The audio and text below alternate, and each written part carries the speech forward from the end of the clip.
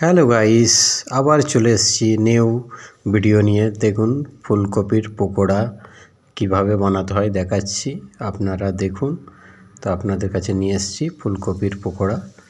যেহেতু আপনারা থাম্বনেল দেখেই বুঝতে পেরেছেন, তো আপনাদের এখানে ভালো লেগে থাকলে অবশ্যই একটা কমেন্ট, লাইক, শেয়ার করে দেবেন।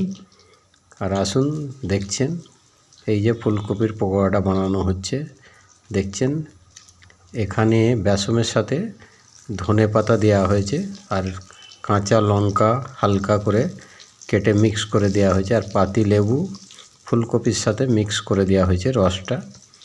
আর ফুলকপির রস মিক্স করে ফুলকপিটা কিছুক্ষণ আধ ঘন্টা ঢাকা দিয়ে রেখে দেবে।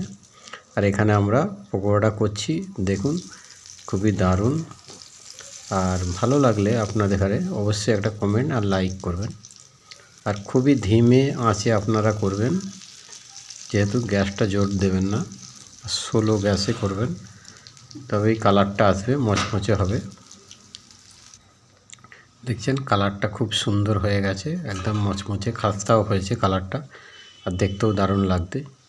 যেহেতু এখন ফুলকপির সিজন চলছে, তো ফুলকপির পকোড়া খেতে খুবই দারুণ লাগে আর খুবই ভালো লাগে।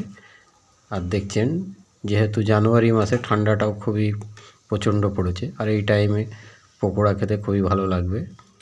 তো আসুন আপনাদের এখানে দেখুন, এখানে হয়ে গেছে, কালারটা দেখছেন খুবই সুন্দর লাগছে।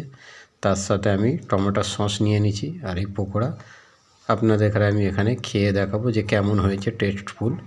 আসুন আপনাদের দেখাই, দেখুন এখানে আমি প্লেটে নিয়ে নিয়েছি, দেখছেন টমেটোর সস দিয়ে আমি এখানে খেয়ে নিলাম,